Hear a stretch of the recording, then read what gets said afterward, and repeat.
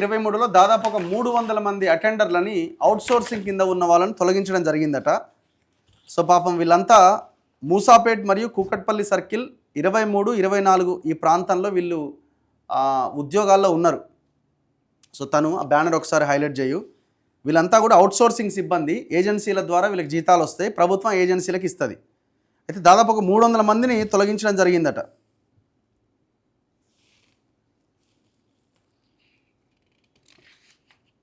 So ఆయన పాపం తిరుగుతూ ఉన్నాడు ప్రజాభవన్కి. ప్రజాభవని సమస్యలు తీరేది ఎప్పుడు పట్టించుకునేవారు లేరా, ఇక్కడ పేరుకేమో ప్రజాభవని సమస్యలేమో చెత్తబుట్టలో వేస్తున్నారని ఇన్నిసార్లు కంప్లైంట్ చేసుకుంటూ వచ్చినాడు. అవుట్సోర్సింగ్ ఎంప్లాయీ కాకపోతే ఆయన లీగాలిటీ ఏంది అంటే అవుట్సోర్సింగ్ ఉద్యోగాలు ఎప్పుడైనా తీసేయచ్చు, ఎప్పుడైనా పెట్టుకోవచ్చు, అది మా ఇష్టం అని గవర్నమెంట్ చెప్తుంది. కానీ పాపం వీళ్ళు తిరిగి ఇంకా తిరుగుతూనే ఉన్నారు. తన హ్యాండిక్యాప్డ్ పాపం.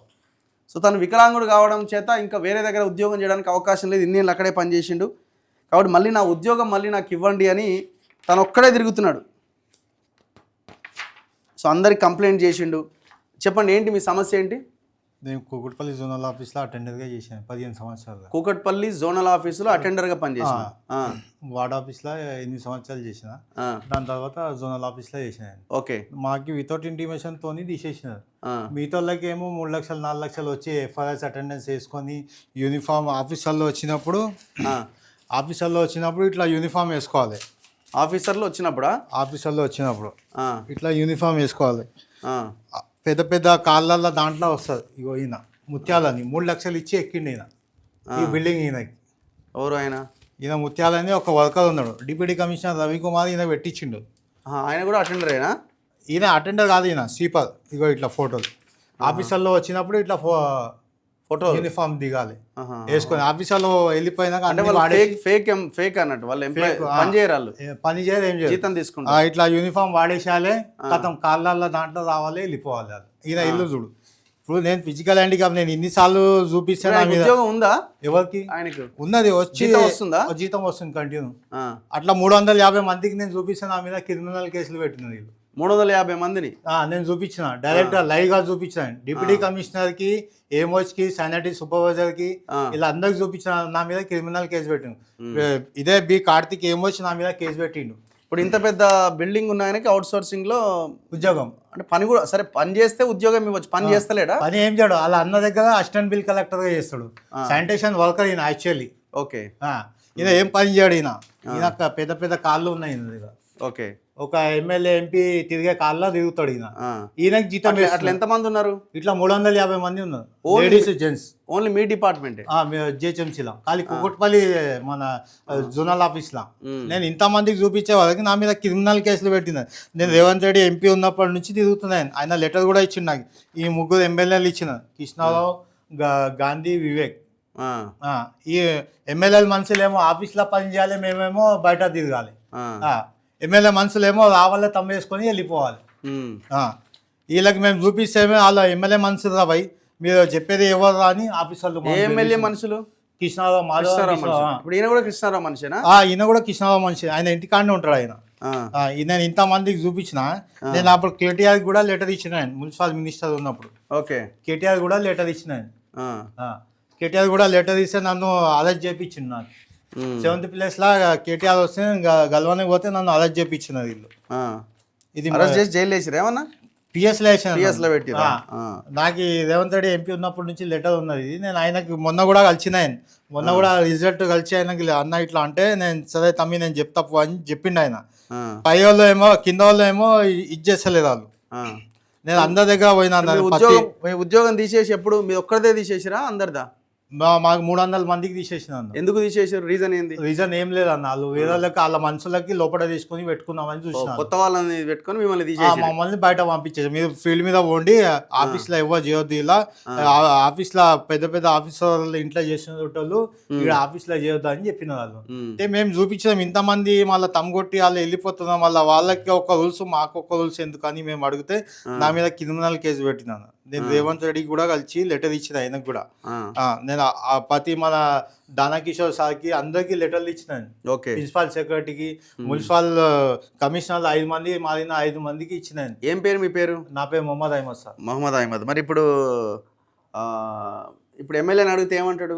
ఎమ్మెల్యేని అడిగితే నాకు తెలియదు అవన్నీ చెప్తా పో అని చెప్తుండే ఆయన కథం ఏం ఇప్పుడు చేస్తలేదు. మీ ఐడి కార్డా ఇది? నా ఐడి కార్డు ఇది. ఎన్నేళ్ళు పని చేసినారు? నేను 15 సంవత్సరాలు చేసిన. ఎంత జీతం వచ్చేది మీకు? నాకు ఫస్ట్ 7,000 వస్తుండే. జెడ్సీ జోనల్ కమిషనర్ పేషీ అటెండర్. ఇవన్నీ సీఎం కూడా కలిసి లెటర్ ఇచ్చిన. ఏమన్నాడు మరి రేవంత్ రెడ్డి? పిసిసి అధ్యక్షుడు అప్పుడు లేదు సీఎం గా కలిసినావా? సీఎం గా ఉన్నప్పుడు పోయి కూడా కలిసిన. ఏమన్నాడు? నేను సరే తమ్మి నేను చేస్తా పో అని చెప్పిండు. ఇప్పుడు నీ ఉద్యోగం నీకు కావాలి? నా ఉద్యోగం నాకు కావాలన్న. ఇప్పుడు ఇంతమంది వెళ్ళిపోతున్నాయి. 15 సంవత్సరాలు సర్వీస్ చేసిన ఆయన. 15 సంవత్సరాలు నేను ఏ రిమార్క్ లేకుండా డ్యూటీ చేసిన ఆయన.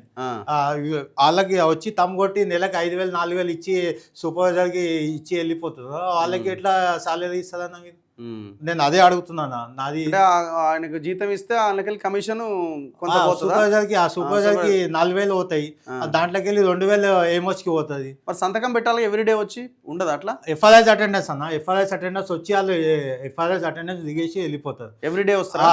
అటెండెన్స్ ఫుల్ ఉంటుంది.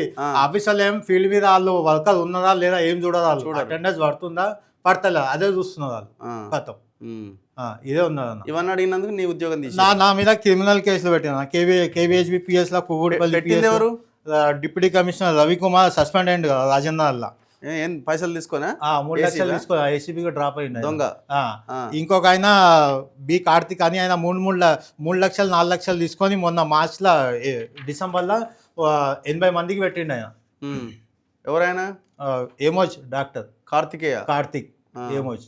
ఓకే. 3 లక్షలు 4 లక్షలు తీసుకొని లంచం తీసుకొని పెట్టిండు ఆయన. అన్ని ఎవిడెన్స్ ఉన్నాయి నా దగ్గర.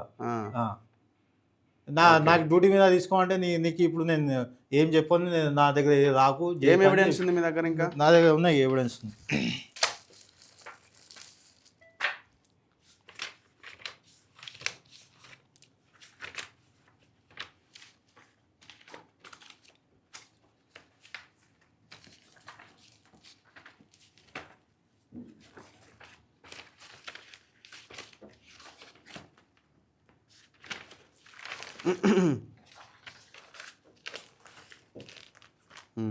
సర్లే తర్వాత చూద్దాం.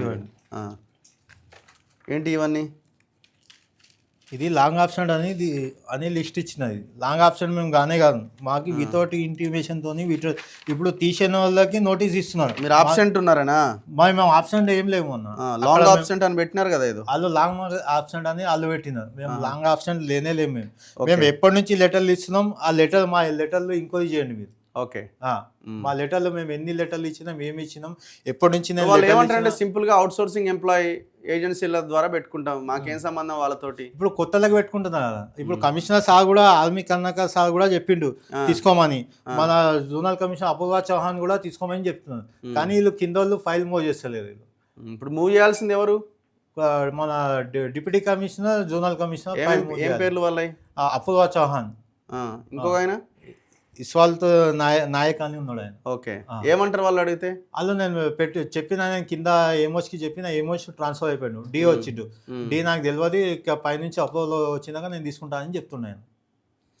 సో మాట్లాడదాం. ఇది చాలా దారుణము. ఈ అవుట్ సోర్సింగ్ అన్నదే పెద్ద కుంభకోణం. ఇది ఇప్పుడు ఒక్కసారికి రీసెంట్ గా కూడా ఒక లెక్క బయటకు వచ్చింది. లక్షలాది మంది ఫేక్ ఎంప్లాయీస్ ఉన్నారు, చేసిన ఇద్దరిద్దరు జీతాలు తీసుకుంటున్నారని చాలా లెక్కలు బయటపడ్డాయి. మరి అది ఏం చేసిరో ఏమో తెలియదు. అసలు ఈ అవుట్ సోర్సింగ్ అన్నదాన్ని టోటల్గా ఎత్తేసి కార్పొరేషన్ పెట్టి ప్రభుత్వమే దీన్ని మానిటర్ చేస్తే బెటర్గా ఉంటుంది.